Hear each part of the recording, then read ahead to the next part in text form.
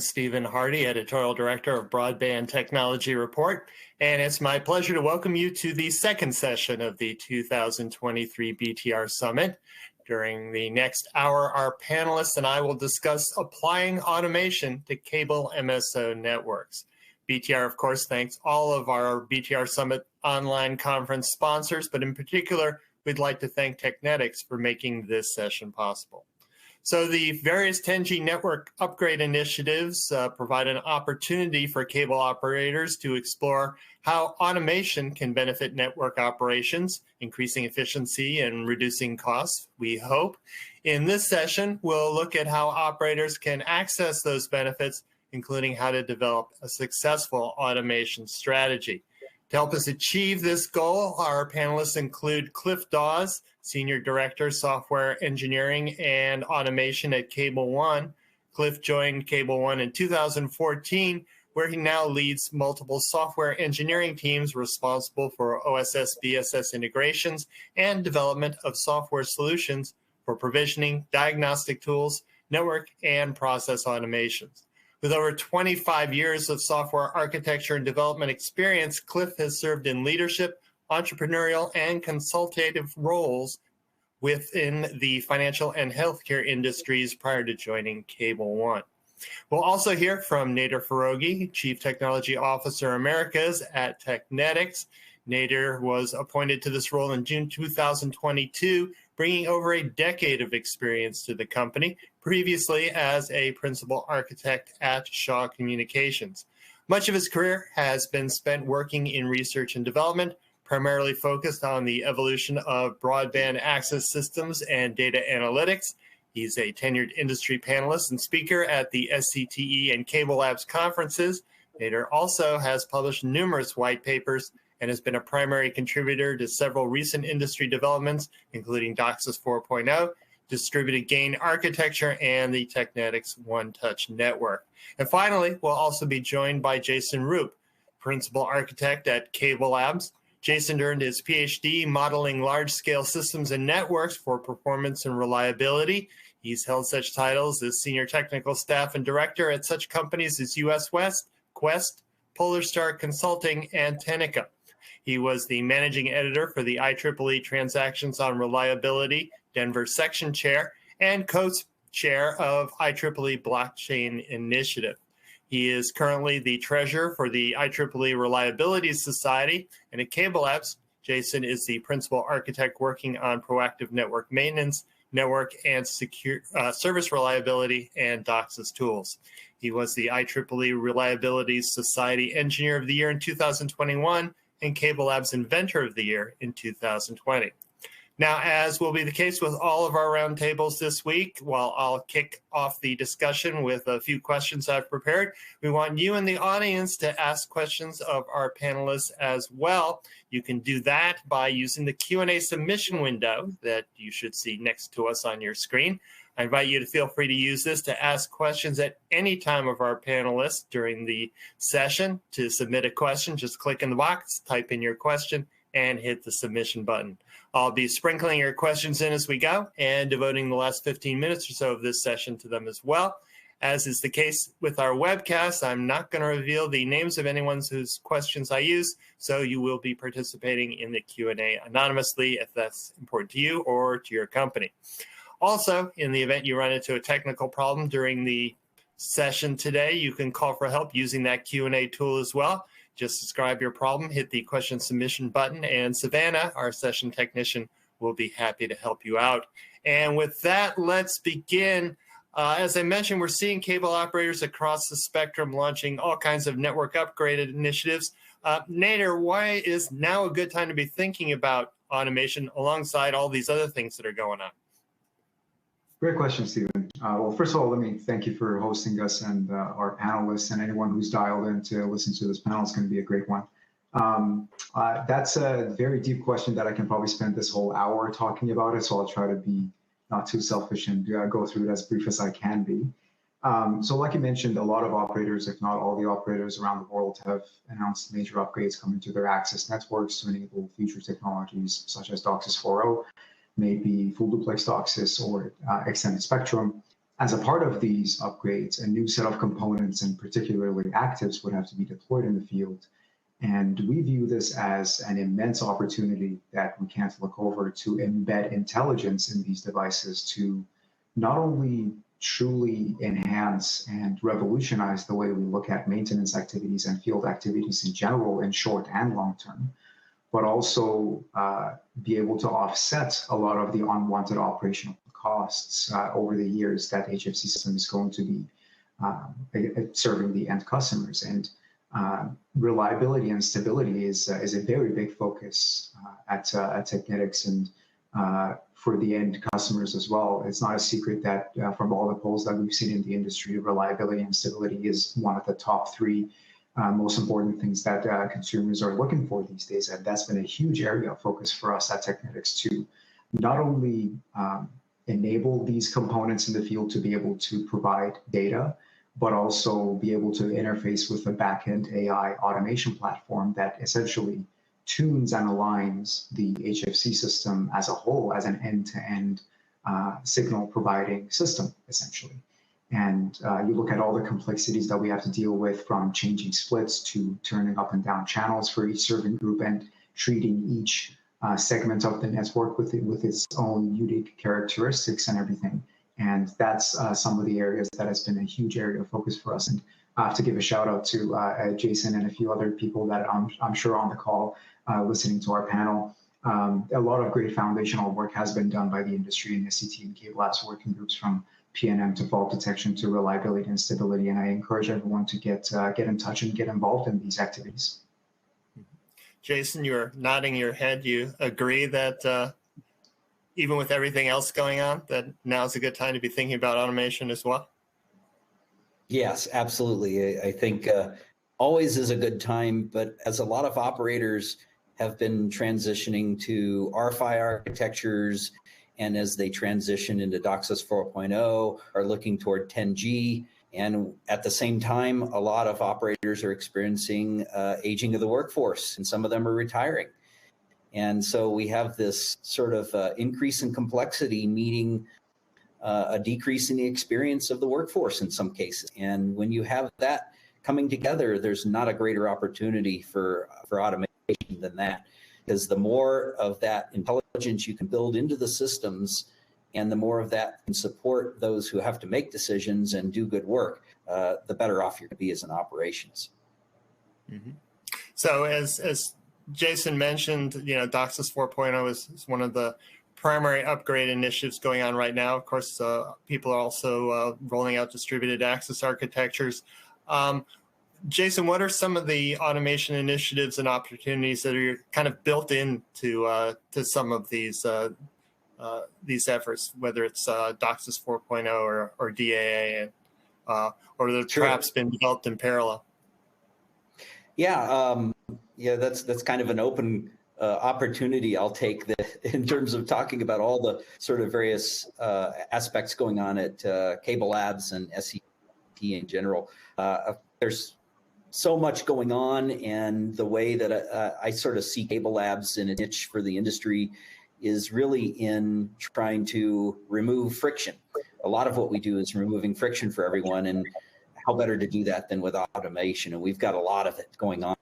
You mentioned DOCSIS 4.0 being a piece of that. Here at CableLabs, we're trying to make that DOCSIS 1.0, and we've got a lot of activities with our side on the SCTE side, as well as what's going on within CableLabs directly. And I'll mention a little bit of NOS Working Group 5, where we're focusing on DOCSIS 4.0 tools and readiness. That's going to be sort of within that scope of that working group is a lot of sort of laying the foundation for what will be the future of automation around DOCSIS 4.0. So as we see how to prepare for rolling out of that technology and help operators do that, the next step will be, how do we make that more efficient? We'll be defining some of those tools and capabilities for helping the operators turn toward DOCSIS 4.0, and then also making sure that those additional tools are in place to help with automation pushing forward. Nader had also mentioned the PNM working group and NOS Working Group 7. We've got a PNM working group at CableLabs, and then one within SCTE that's Working Group 7. So Larry Wolcott runs Working Group 7. I run the P&M Working Group, but they're both focused on P&M. The SCTE side being focused on the field forces. So we do a lot of the sort of science and understanding the basis of problems and then trying to figure out how one can automate a process around that so that everyone can take full advantage of these ideas. And then a lot of that gets rolled out into influencing and impacting the field forces. And now that we're getting into this world where large language models are getting a lot of attention, we're starting to think in terms of how can that help us to make field forces be more effective. And so that's one of the many tools we're looking at, as well as just artificial intelligence in general. And so lots going on there. We're in the P&M Working Group, we're doing all sorts of new methods and procedures that will lead to additional automation and turning a lot of that telemetry into real monitoring for the network. But of course, you know, the telemetry itself is just sort of upward and northbound, but the next step is bring that back down and closing that loop into full automation. And we're doing more of that. We've got a lot of proof of concept. We share that with the industry, things like our ProOps platform, which is really a generic platform for trying out and testing some of your ideas and automating them into your operations. So a lot of those are there. And we've got a whole branch going on in network convergence as well. One of my coworkers, he sits across from me, across the wall from me. His cube is right next to me, so we chat all the time. And his name's Randy, and he's working on a couple of really cool projects that I talked to him about. One is sort of on the security side, where they're leveraging some of the inbound telemetry, and they're doing some programmable networking to more quickly detect and mitigate DDoS attacks. So there's a whole security side of this automation that is, I think, very ripe and important for us to look at. And then on the other side, what he's doing on the 10G initiative in the lab there is they're automating some of the edge compute and convergence networking aspects. And so by doing that, we're hoping to prove a lot of good concepts there. And the last thing I want to mention is just yesterday, we started a new working group, had its first meeting yesterday, and it's focused on the security aspects of the access network, not just DOCSIS, so PONs involved, all the access network technologies, convergence, but looking at the security aspects of that. And the reason I bring that up is because we're recognizing in day one in that first meeting that really the security work has to be in terms of making sure that we are enabling and enhancing the automation that is desired to come out of these systems. And so how do we make sure that this is secure? Well, making it secure is not just making sure that that you don't have problems and you don't have attack vectors that are open, but rather making sure that it is highly available as well. That's one of the triads in security. And in doing so, we want to enable those key functionalities to enable more automation in the network. And so that's an important avenue to take on this and making sure that we reduce friction on the security side as well. Lots more going on, but I know I don't want to manipulate or take the whole conversation here. So that's at least something to be aware of. Very good. So with all that going on, there's, of course, a lot of talk about the potential benefits that automation can provide. Are there any that you see operators appearing to focus on initially? Nader, maybe I'll start with you.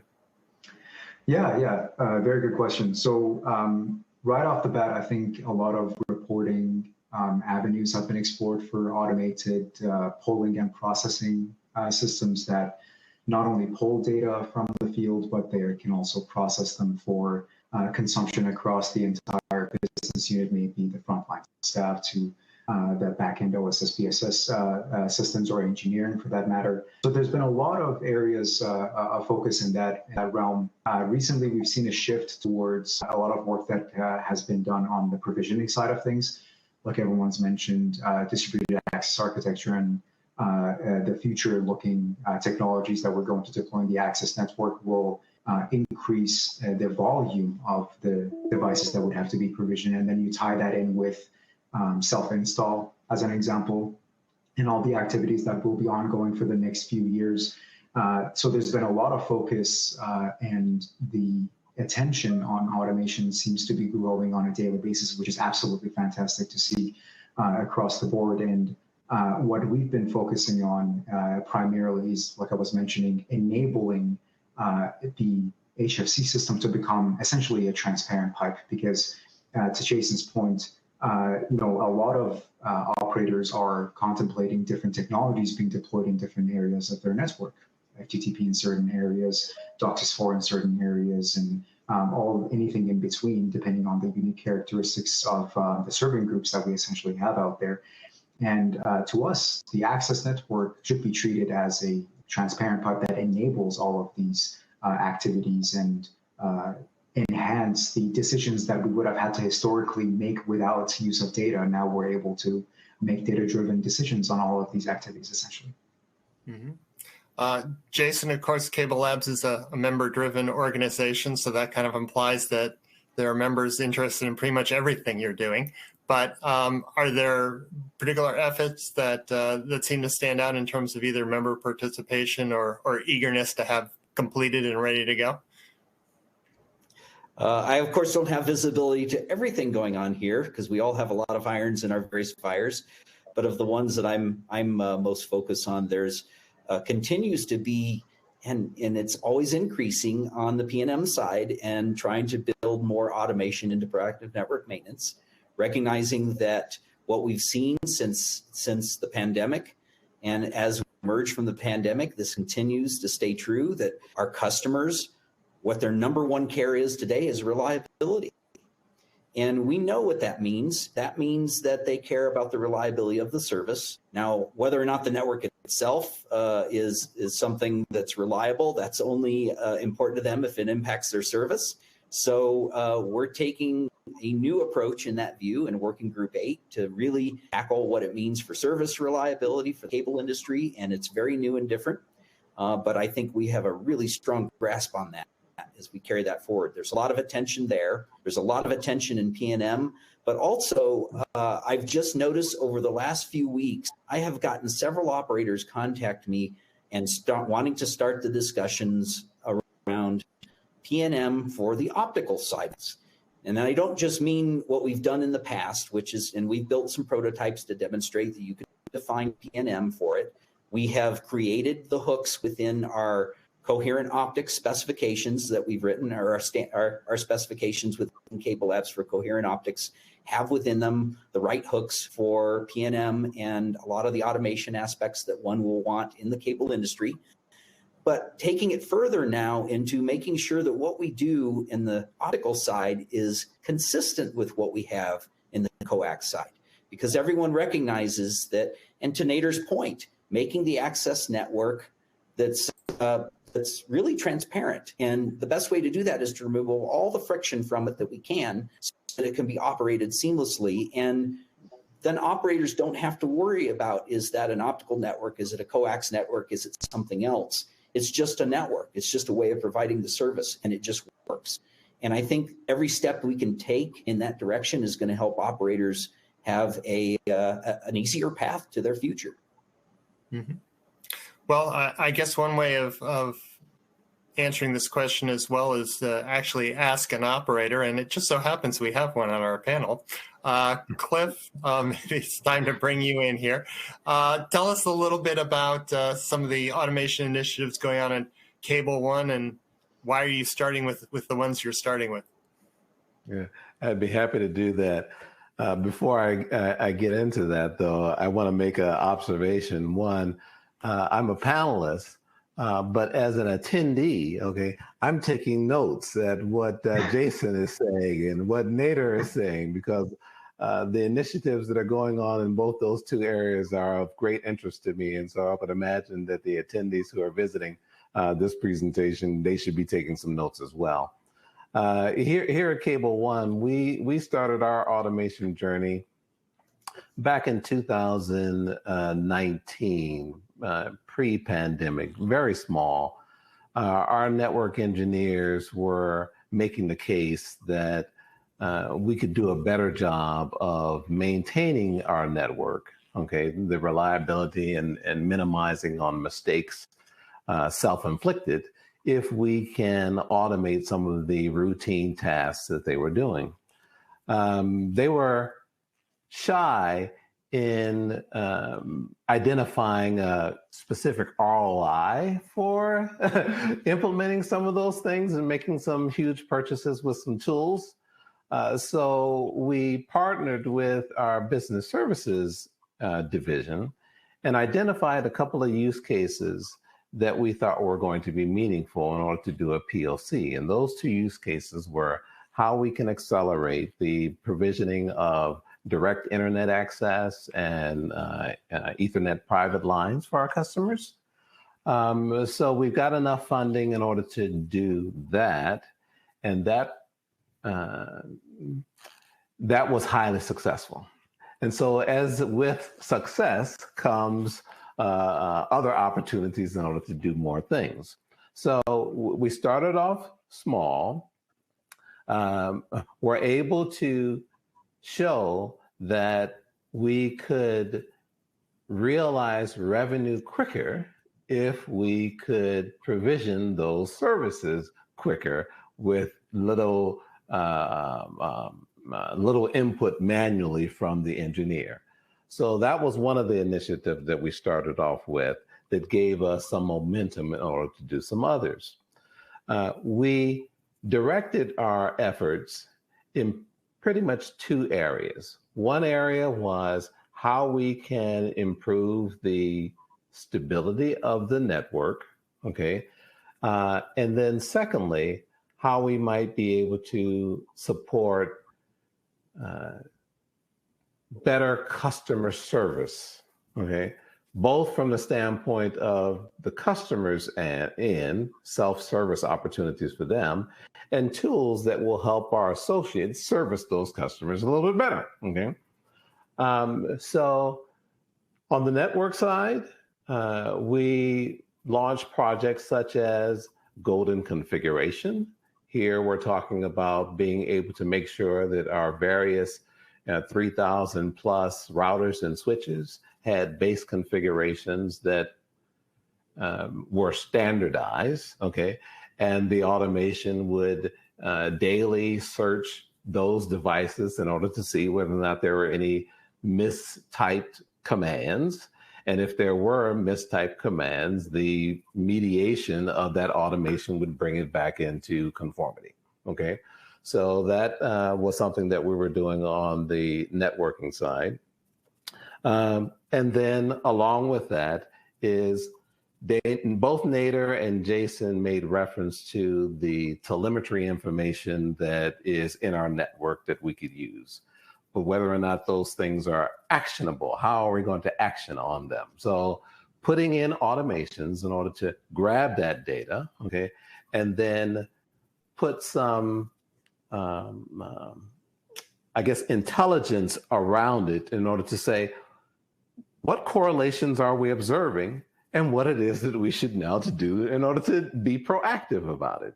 And so we have automations such as,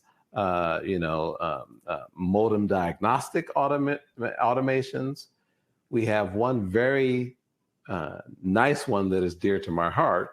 And this one is a truck roll automation. And what I mean by a truck roll automation is within the HFC plant and with DOCSIS and the modem, there are certain signals, performance characteristics that cannot be resolved by remote technical service center agent doing anything. But it requires a technician to go out to the field and evaluate some wall plate or something. So why are we allowing our support people to spend a lot of time trying to diagnose that problem when we can identify that problem ahead of time and make that recommendation to the agent that says, don't try to troubleshoot this, go ahead and schedule the truck, okay? So we have a truck roll recommendation engine automation that is in play now. We've had it in play now for approximately a year, and we're seeing some tremendous value in delivering that kind of service to our customer. I'm going to pause now because there are other questions that I think I I'll be able to illustrate really the benefits to the operators in being able to put in those fundamental kinds of diagnostic automations that will allow an operator to deliver better service to his customers. Very good. I do have one follow-up question for you. In terms of implementing these automation initiatives, are you using strictly in-house resources, or have you had to look outside as well? Primarily, we're using internal resources. Okay, and if your question is resources in terms of knowledge workers, okay, then yes, the answer to that is yes. If your question regarding resources are tools and technologies, we have embraced some tools and technologies that are out there provided by some vendors. Mm-hmm. So one of the challenges, Cliff, just shown a light on is the necessity, to demonstrate ROI when getting approval for these automation initiatives. Nader, are you seeing that as being a challenge for other operators out there? And do you have suggestions about how to demonstrate ROI for automation? That's a good one, a tough one, but a good one. So yeah, I would say historically, it's been a challenge to put specific numbers behind the benefits that automation platforms can provide as far as offsetting unwanted operational costs, like I was mentioning, both short-term and long-term, or just wasting resources, like Cliff brought up a few really good points on why would you spend time evaluating something that you know for a fact you cannot do anything with remotely. And today we have the compute power and the data points to be able to make these type of decisions ahead of time without having to go into the vicious cycle of analysis before having to take action on something. I do think that the industry is shifting towards becoming more open to embracing what automation can do and the benefits that it can provide, both from, like I said, an OpEx perspective, and if you want to turn it back on the ROI conversation, the offsetting of unwanted operational costs that initial investment can provide. We're seeing a lot of, I guess, turmoil in the industry as part of all of these major upgrades that we're going to be having in the near future, say 3 to 5 year time horizon, with not only lack of resources, but lack of knowledge base to set up a living, breathing, powered system that HFC plant is at the end of the day. And like I was mentioning, we view this as, I don't want to call it a once in a lifetime type of opportunity, because the HFC system has been upgraded for the last few decades, and there's a chance that it's going to continue to be upgraded for the foreseeable future. But to be able to embed components that provide you the capability of AI, ML, and automation in general, the list of benefits are truly limitless. And I mean, I don't even know where to begin. You can start doing all of the calculations for yourselves. But if you were to just look at the amount of truck rolls, unwanted truck rolls, that you can offset over whatever period of time you want to look at it. As a matter of fact, a lot of the studies that we've done in the past have just been solely focused on the fact that you want to change a split into the future, say 2-3 years from now, going from high split to ultra high split, or whatever that variation can look like. With this comes a lot of complexities. You look at upstream, downstream alignments, you look at modem transmit levels, you look at just the design aspect itself, backend provisioning, OSS polling system, and the processing system, and everything that goes into it. At the end of the day, every single one of these areas that I was mentioning are interconnected, and decisions from one area create ripple effects across the entire enterprise. And at the end of the day, for the end consumer, what automation can provide you is to truly look at your HFC network and the access network as an end-to-end system without having to rely on siloed decisions that you're not necessarily evaluating the effects of that decision before it's too late, if that makes sense. Certainly it does. And let's continue seeking out the operator viewpoint with this survey. So here's something we're going to ask you operators in the audience to tell us where you are on the road to network automation deployments. And as you can see, we have a few options here for you. So please choose the one that most closely corresponds to your situation. While you're filling that out, or after you've filled that out, let me remind you that in addition to the questions I'm asking, we'll be looking for questions from you folks in the audience. We have one or two already. As a reminder, to ask a question, all you need to do is find the Ask a Question box, click in it, type in your question, and hit the submission button. Meanwhile, I see that several of you are responding to our survey. I'll give you a few more moments here to do that. And before we share the results with you folks and have a brief discussion about that as well. Let's see, why don't we go ahead and share those results right now. And so as you can see, not surprised, interestingly, the greatest percentage of our operator audience is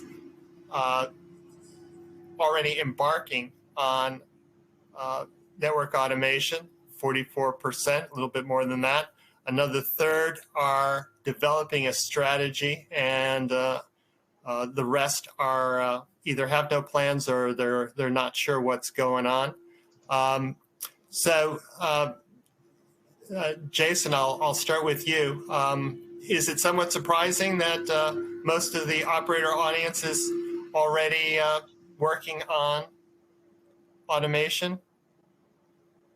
I'd say no surprise. A lot of operators have been working on automation for some time. There's plenty to automate, and there's lots of different ways to look at automation. And I think it's an evolutionary process that we all go through.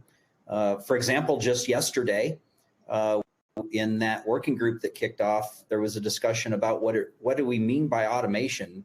And while some would say we're trying to take what the humans are doing and to do that with machine and with software, whereas I sort of argued that I think it's much more broader than that. Rather than duplicate what the humans are doing, we want to create the right kind of capabilities and systems to allow optimizing and allow us to put the right kind of controls in the network so that you can do it better than what the human would otherwise have to do. Humans can only do what you can hand them in terms of information and the controls to work with, but so much more is possible in the automation future that we're heading toward. So it was great to see so many people working on the strategy there. Those that are already working on automation, I know are working on continuing to evolve their strategy as well. And those that aren't sure, I have a feeling people are thinking about these problems because they are very, very impactful to network operations all the time. So the work is an evolving process and an important one. Nader, most of the operators you're working with having some sort of automation initiative underway as well? Absolutely, absolutely. Like Jason was mentioning, not only a lot of the operators that we're having ongoing discussions with have been working on automating a lot of the routine activities that have existed in running both the operations side of things and on the back-end OSS/BSS side of things, the data sciences side of things. But also the attention's rapidly shifting given all the activities that we've been talking about as far as future upgrades to the access network and everything like that. So most, if not all of the operators that we talk to these days are either starting on automation or have already been working on automation in general. And like Jason mentioned, I mean, automation is a very broad term. It's a more general term that we're using here, but at the end of the day, alleviating frontline staff, technicians, engineers, designers, wherever you are in the enterprise, alleviating some of the routine tasks that you might not be too fond of that can be automated using machines or better decision making in general. I'm a huge fan of decision making with use of data without, or historically, we've had to make a lot of these decisions, like I was mentioning, without use of data. And decision making is essentially the crux of the business, right? You know, a lot of the decisions that we make have to be made with a substantial amount of data, and it's pretty difficult to expect humans to do an analysis on a multidimensional domain with business, you know, from a revenue perspective and performance perspective and reliability and all of these different areas of the business that we've been talking about. But a machine can do all of these optimizations for you and let the final decision to be made by the operator, essentially. Mm-hmm. So as If you I were can just... add, No, please go ahead. Yeah, sorry. If I can add what Nader was saying, I think it was very important, and I just want to highlight a couple things that when it comes to kind of, this is maybe an ergonomics discussion a little bit with dealing with people, but people tend to do better if you allow them to focus. And so often, if you look into your operations centers and you see how people are having to handle their day, there's not much chance for focus. We ask them to swivel the chair among multiple tools and look at different problems and answer the phone a lot and run off to another meeting and make a mental shift into this and that can be very taxing. What we can do with automation, though, is simplify that so we can help them to maintain a more stronger focus on their day and to allow them to really make the important decisions in a more focused way, separating and taking away not only those repetitive tasks, but the simple tasks and the less important decisions as well. So anything we can do like that makes it easier for people to do a better job. Mm-hmm. Yeah, if I can jump in here just for a second. When Nader, you were describing the power of the data to drive to decisions. And Jason, when you were talking about automation being broad, the term being broad, how we message that to our associates is very important, okay? Because if you message it in terms of replacing the worker, then that brings a lot of anxiety to the workforce that is not beneficial, okay? So it is important how you message what it is that the power of automation can do. Is it assisting you or is it replacing you? Okay, is it allowing you to focus more specifically on something to bring greater value? That is a message that is important for us to structure. And as an operator, that was critical for us because while there is power in the compute side of all the data, the trust that we need our associates to give to that decision, okay, is also very important. Yes. Absolutely. Absolutely. Yep. So we've been talking just now about, data-driven decision making and the benefits of that and why someone would want to do it. Are there challenges associated with it in terms of what data you should be using to drive these decisions? Is it possible to have too much data? I see everybody's nodding their head. I'll maybe start with you, Cliff. Is this something you faced, and if so, how have you gotten around it? Yeah. So let me answer. Is it possible to have too much data? My short answer to that is no. Okay.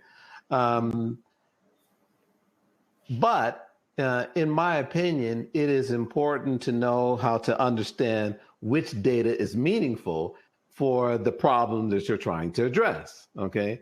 And an example of that is, let's say that we're trying to understand the quality of the in-home Wi-Fi experience for our customer or from the customer's perspective. So coming off the Wi-Fi gateway, you've got data that is representing devices that are IoT devices, that are gaming devices, smart TVs, smartphones, okay? So the performance of the Ring doorbell versus the performance of the gaming console is very different in terms of the customer's perceived experience. So if I'm going to weight the experience of or if I'm going to weight the performance of the IoT device equally, okay, that might produce a score that says I'm operating badly. Well, the customer doesn't experience it that same way. So is there too much data? No, but how you correlate those data elements? Yes, very important, okay, because all data is not the same or should be weighted equally. That's my perspective. Mm-hmm. Nader, what do you think? I could not agree more. I think Cliff nailed it. The interesting part is that, and without getting myself into trouble here, we can be sometimes notorious for pulling terabytes upon terabytes of data that just sits there and collects dust, as opposed to pulling meaningful data that we can correlate statistically with a high degree of relevance to the objective that we were trying to drive. One of the examples that I've been given is think of how you want to reverse engineer something. You want to see what the end goal and the end result could be, and find attributes and parameters that are statistically relevant to the end objective that you're trying to achieve. Now, with that said, given the recent attention that AI/ML has been getting in general, and deep learning, particularly ChatGPT, has been getting a lot of attention lately. So there are certainly ways that you can manipulate large amounts of data with deep learning and neural networks and all the new methods of, processing the data for an end objective. But the complexity that comes with that is sometimes you don't really know how the inner neurons are working or how the final decision was made. There are very robust ways that have existed for a very long time now that we can start utilizing today. And like I said, some of the foundation has already been laid in the SCTE working groups. Working groups 7 and 8 have already done a lot of work on plant stability and reliability. And to Cliff's point, finding what attributes and parameters have a high degree of statistical relevance to the end objective that you're trying to achieve as a business unit, it has the highest level of importance. I can't really emphasize how important that is, because you can find correlations between anything if you were to search deep enough. The question is if those correlations and relationships that you're finding between them have a high degree of statistical relevance. Mm-hmm. So we just mentioned the potential difficulties around finding relevant data and identifying relevant data. We've talked a little bit about the proper messaging to the workforce as you're implementing automation. What are some of the other challenges that operators might face when seeking to implement automation? Jason, is there anything that comes to mind for you? An area we haven't pointed fingers at yet, which is management. Quite often we think we're providing all this data, and so what's the problem? Why aren't people making good use of it? Data everywhere and not a bit to make a decision with. You can drown in data, and we've mentioned that before, but management has to really understand that exposing the data, making it available for decision making is just really a first early step. The maturity has to continue into building in the automation that utilizes that data. And sometimes it is an automation. Sometimes what you want to do is you want to present the data in a useful way so that the humans can understand that.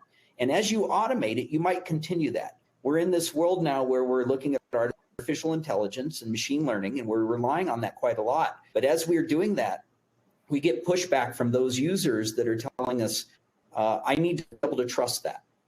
And so there's this whole realm of research around now called explainable AI. And it's fairly new, but there's a lot of people pushing for explainable AI. Unfortunately, a lot of it is just what I would call rationalized AI, where they're just rationalizing the decision that the AI is providing by saying, well, it makes sense because of this. This isn't necessarily how it made the decision. That's useful to an extent, but it's not going to build much trust. So I think what we've got to do is we got to think in terms of, yeah, I've provided the data and I've got some smart people, but how do I make those smart people be more effective? How do we let the smart people convey that intelligence and the good decision making that they can do in a very focused way so that they can do it very well and help others to build on that? And that's where the tools come in. And we can provide a way of looking at the data data in a very concise way that makes it easy for people to make good decisions based off of it and provide them the guidance so they can make good decisions on that. A quick example that I'll call back to, only a couple of years ago, we really discovered in the proactive networks main world that you can fairly easily detect when a customer's drop has water in it. Now, the first reaction to that was we built some tools that make that very easy to automate the process of defining that there is water in a customer drop. Now, what do you do? Well, we started to tell the technicians, there's water in this drop. Go investigate and fix. Well, first thing a lot of the technicians would do would come back and say, I don't see water in the drop. I think you're wrong. And so we just broke trust. Instead, what we needed to do, and we learned this a little bit later, is simply tell the technician that the drop is damaged and it needs replacement. And if they can go there, verify that, yes, the drop is damaged, but you don't worry about telling them all the details that it's water in there for them to question that. You simply say, replace the drop and verify. They will quickly do that, and they will say, yeah, that's right. Now, no one needs to discuss that the fact that why it's bad is there's water in there. That's not relevant to fixing the customer's problem. Get out there and fix it. And once you get the technicians focused on that, things work better.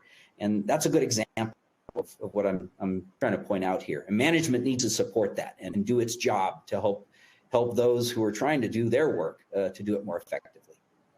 Mm-hmm. What we found as a challenge to implementing automation was more in the area of undocumented processes, okay, and no standardization. You can't automate a bad process, or you shouldn't, okay, because now all you have is a computer doing it wrong, okay. So our challenges were around, undocumented, okay, lack of standardization, okay. Once we figured that out, and this would be my advice also to operators who are beginning to think about what I need to do as a precursor to start building automations, is have some documented process, have some standardizations on how things are done. And then the last one, the challenge to automation, is the trust part that I've mentioned before. Apprehension amongst your employee base that their value or their job is at risk because now automation is not going to be entered into the mix. Mm-hmm. So let's see, we've got a little bit less than 15 minutes to go, and we'll want to bring in some audience questions. So if you've got some, now's the time to ask. Just click in the Ask a Question box, type in your question, and hit the submission button.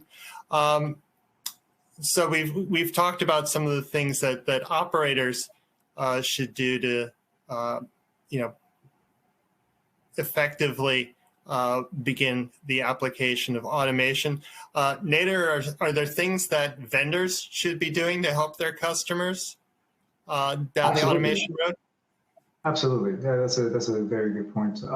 So although a lot of the, the main objectives will be driven by the MSO community and the use cases of those, but there's also clear market trends that would enable some of these functionalities and activities that we've talked about. And I think the vendor community can definitely play a big part in bringing some of these functionalities to the market for larger consumption by the MSO community, because we are essentially making the components that enable some of these inherent functionalities to be embedded in as a part of the future upgrades in general. What we talked about, the actives and some of the pain points that operators have to go through with having to realign the system all the time, or having to change splits in the future, or just treating the HFC system as a living, breathing type of system rather than a static way that we've had to look at it historically without the use of data. Without the inherent components that enable some of these functionalities, then you're bound by the limitation of the system and the components again. So you could pull a lot of the data, you could process it, you could, derive towards a better decision-making process. But if the components themselves don't have the ability to enable some of these functionalities in them, then you have to go into this vicious cycle of having to roll trucks anyway, and you go into some of the complexities that we've been talking about during this panel. So That's been a huge area of focus for us at Technetix, and I think the vendor community as a whole can play a big part in it too. And like I said at the beginning of the panel, I highly encourage everyone to get involved in the SCTE and CableLabs working groups to not only collaborate with one another, but shape the future of our industry. Like I said, I don't want to call this a once in a lifetime type of opportunity with the upgrades that we're going to go through, but it's certainly once in a many year type of opportunity. So let's take advantage of it. Well, let's see how well the vendors in our audience are potentially taking advantage of this or doing their part. That's right, you vendors, you are not going to be able to just lurk on this one. We have a job for you, and that's to fill out this survey and let us know what your plans are to add automation to your products and where that stands right now. As you can see, we've got 4 options for you. Go ahead, fill in the survey. Just pick the one that most closely corresponds to where you believe your company's automation efforts are going. Again, while you're doing that, we will be welcoming questions from the audience. We'll get to one right after this survey, as a matter of fact. So please go ahead and fill in this survey right now. To ask a question, once you filled out the survey, again, ask a question box, type in the question, hit the submission button. And let's see, our vendors are slowly but surely answering this survey. And so let's just give them a few more seconds to do that.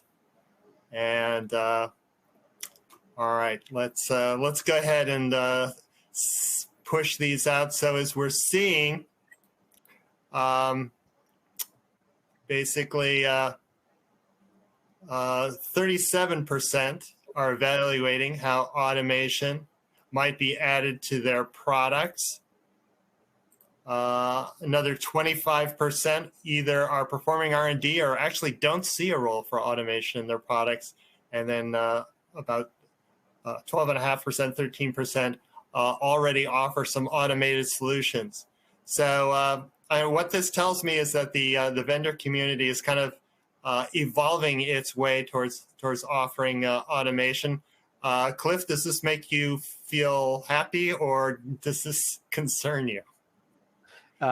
This concerns me. I would want to encourage vendors to take full advantage of building some automation or intelligence in their devices, because we're certainly have the capability in order to access that, okay, to help us configure our network a little bit more. So I would want to encourage vendors to take more action there.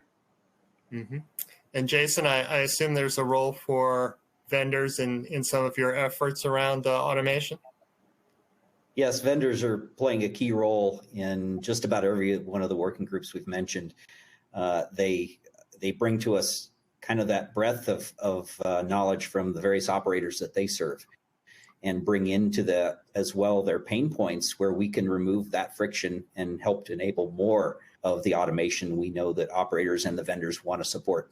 And to kind of comment on Cliff's point there, I would say the right way for some vendors to look at that particular response is to say, if there's some vendors out there who think there's not a role for automation in their products, that's a great opportunity for another vendor to step in, perhaps, because that's, I can't think of a single area where vendors are supporting operators where some form of automation or some form of, say, even artificial intelligence around the use of those tools is not warranted. I think it's all fair play. Mm-hmm. So let's get to some audience questions in the last 6 minutes or so that we've got. Someone in the audience wants to know the panel's opinions on what's the most important aspect of automation that should be standardized across the industry. Cliff, is there an area that you wish would be more standardized than it is right now? Let me think about that while Nader and Jason comment about it. So, Jason, obviously you folks are putting together all kinds of specifications and whatnot. And you've talked a little bit about some of the efforts. Are there some on the sort of on the near-term horizon that you can talk about? That I mean, you were just talking about one that started yesterday, I guess. Yes. Yeah, and that was a really good one, because recognizing the security aspects of this, but having that to enable the automation, I think is key. And that's what we want to try to do in that effort. And that's a near-term one that I think is really ripe for involvement and for pushing forward. As far as the most important aspect of it, it's maybe kind of a non-answer, but I would say those are the greatest opportunities the operator are going to be where you're already making changes and upgrades to your system, and where your largest pain points are and your largest costs are in, where decisions are hard to make right and easy to get wrong. But when supported with the right kind of data and the right approaches, automation can really help. And if you just start looking around with that hat on, I think you're going to see opportunities everywhere.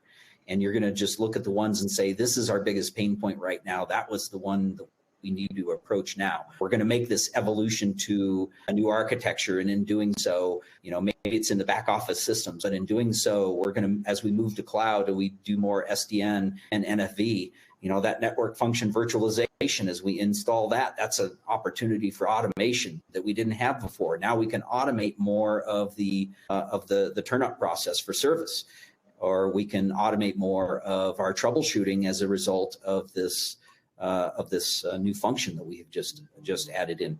Those are your opportunities, and that's where you want to really focus. Mm-hmm. Cliff, have you thought of something? Yeah, I was going to refer to a comment that I made earlier in the day when I talked about the configuration of a device, the base or the standard configuration of a device. And this is more of an internal thing for your network engineering teams, okay? When you have a large body of engineers who are deploying devices to the network, are they doing it in the same way? Are they standardizing on what that config file looks like? Standardization there would be important as you start to automate those processes. Mm-hmm. Maybe time for one more audience question quickly. I'll ask this of Nader. Someone in the audience wants to know where our panelists, and I'll have you speak for the panel. What do you see as the role of AI in automation and cable MSO networks going forward? Oh, wow, that's a way to put me on the spot for the toughest one. So the AI is more of an umbrella, right? So we've talked about automation being a broad term, and if you were to look at AI, they're essentially an umbrella of one another. So it's all encompassing. So there's certain functions that you could have AI drive as far as repetitive tasks or things that might not need to you might not need to have a lot of buy-in from cross-organizational stakeholders. Artificial intelligence is something that you can certainly utilize as a part of automation platforms, but they don't have to rely on one another. As an example, earlier we were talking about decision-making in general. Decision-making, you can just rely on basic automation and data pulling and processing platforms and letting the decision to be made by the frontline staff or a user somewhere, whereas artificial intelligence tries to step in and replace some of those activities. And there's certainly activities that we think artificial intelligence can be utilized in to mitigate some of those repetitive tasks. But I wouldn't try to separate the two. I think they're very closely interconnected. Very good. And with that, we've come to the end of our session, but I have one more question to ask, and that's for you in our audience. One more survey. Please tell us what you think of this panel via the poll question that we're pushing out to you right now. Hope you'll take a moment or two to answer before you sign off. While you're filling out that survey, I'd like to thank Cliff, Nader, and Jason for sharing their expertise, Technetix for the help in making this session possible, and of course you and our audience for attending. Next up in 30 minutes is our final session of the day. It's a webinar titled The Next Generation of Hybrid Connectivity. Hope to see you there. Until then, goodbye and have a great rest of your day.